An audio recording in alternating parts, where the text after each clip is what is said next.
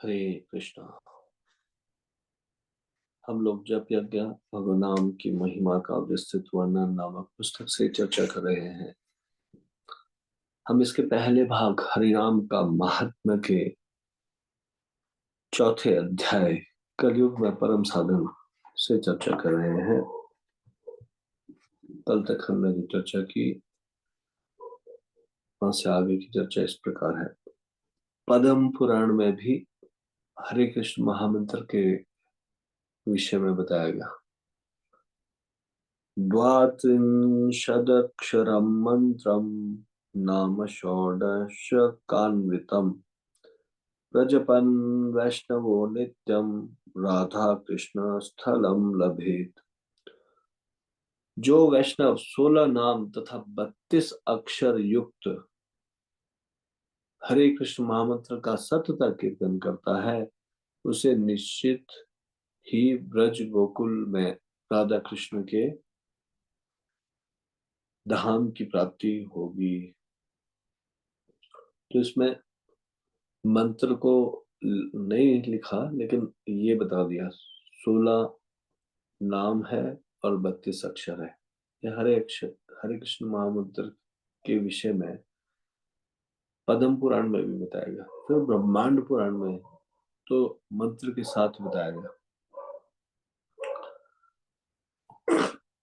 हरे कृष्णा कृष्ण कृष्णा हरे हरे हरे राम राम राम हरे हरे इति षोडशकं नाम त्रिकाल कल्मषापहम् नातः परतरोपाय सर्ववेदेषु विद्यते। हरे कृष्ण इत्यादि 16 नामों वाला महामंत्र त्रैकालिक पापों को विनष्ट करने वाला है। चारों वेदों में इस महामंत्र की अपेक्षा संसार से पार होने का अन्य कोई भी श्रेष्ठ उपाय नहीं बताया है। ये कली संतुणों उपनिषद से मिलता जुलता है। यहाँ पे बताया गया वहां पे था इति षोडशकम नाम कली कल्मष नाशनम और यहाँ पे है इति षोडशकम नाम त्रिकाल कल्मषापहम।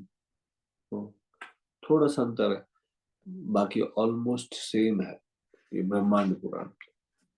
फिर श्री चैतन्य भागवत के आदि लीला के 14वें अध्याय के 145, 146 और 147वें श्लोक में बताया गया हरे कृष्णा कृष्ण कृष्णा हरे हरे हरे राम राम राम हरे हरे।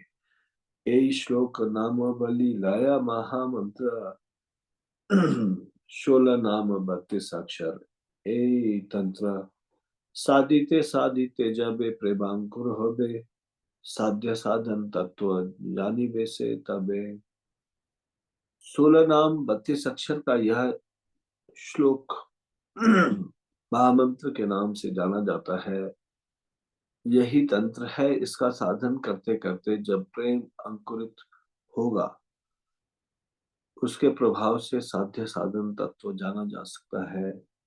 श्री सनातन गोस्वामी ने श्री हरि भक्ति विलास ग्रंथ में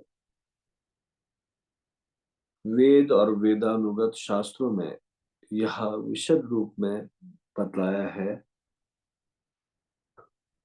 कि सर्वावस्था में सर्वोपकारक नाम कीर्तन ही कली के जीव के लिए एकमात्र परम उत्तम साधन और साध्य है। श्रीमद् भागवतामृत के प्रारंभ में बताया गया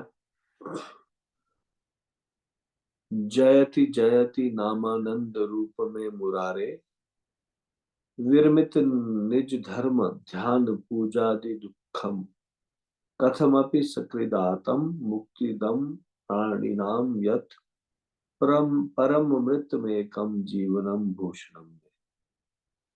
मुरारी का नाम आनंद स्वरूप है, उसकी जय हो। यह नाम आनंद का प्रकाशक है, आनंद दाता है। कर्तव्य कर्म स्वरूप वर्णाश्रम धर्म का क्लेश, परमेश्वर की ध्यान धारणा का क्लेश तथा पूजा अर्चना के निमित्त द्रव्य आदि संग्रह की चेष्टा का क्लेश, इनमें कोई भी क्लेश नाम साधक को नहीं उठाना पड़ता।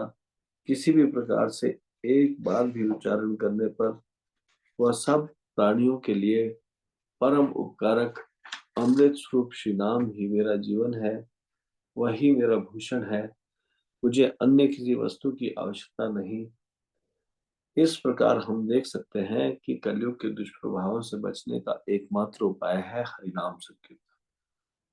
श्रील प्रभुपाद ने इसकी संस्तुति करते हुए कहा है कि इस वर्तमान युग में आत्म साक्षात्कार की यह सबसे सरल और सार्वभौमिक विधि है।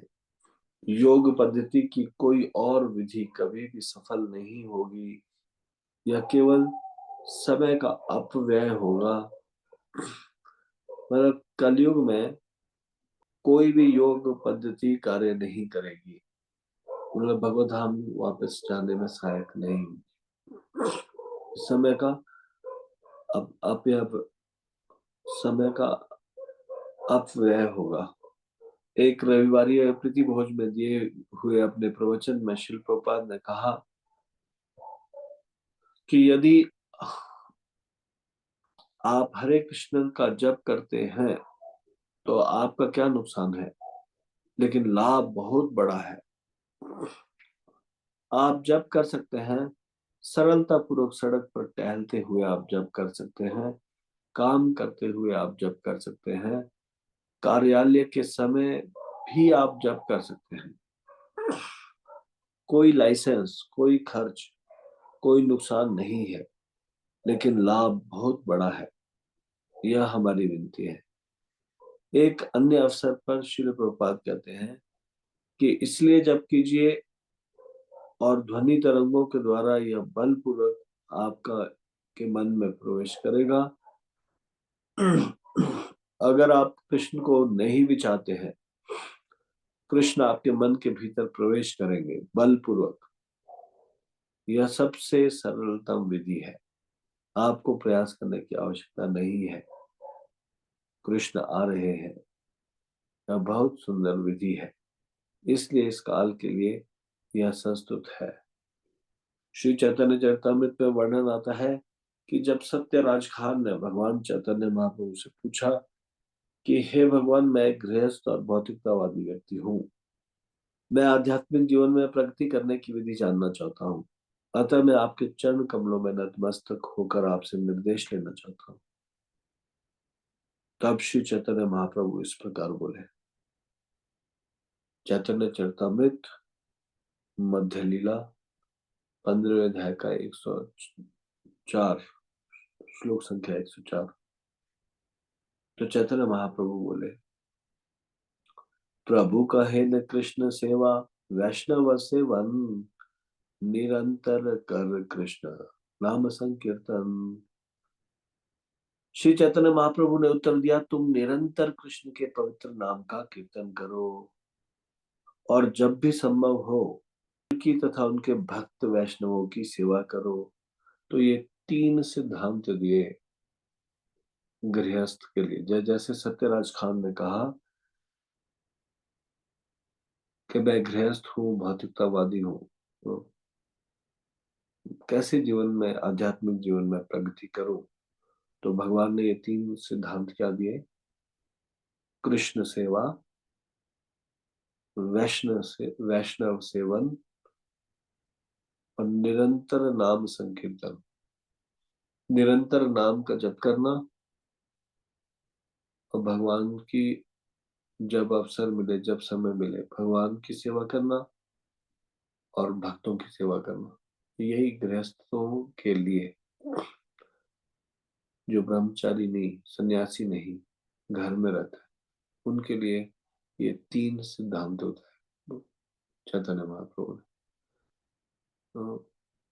तो इसलिए गृहस्थ भक्तों के पास अर्चा विग्रह की सेवा होना चाहिए, अर्चा विग्रह की सेवा करना चाहिए।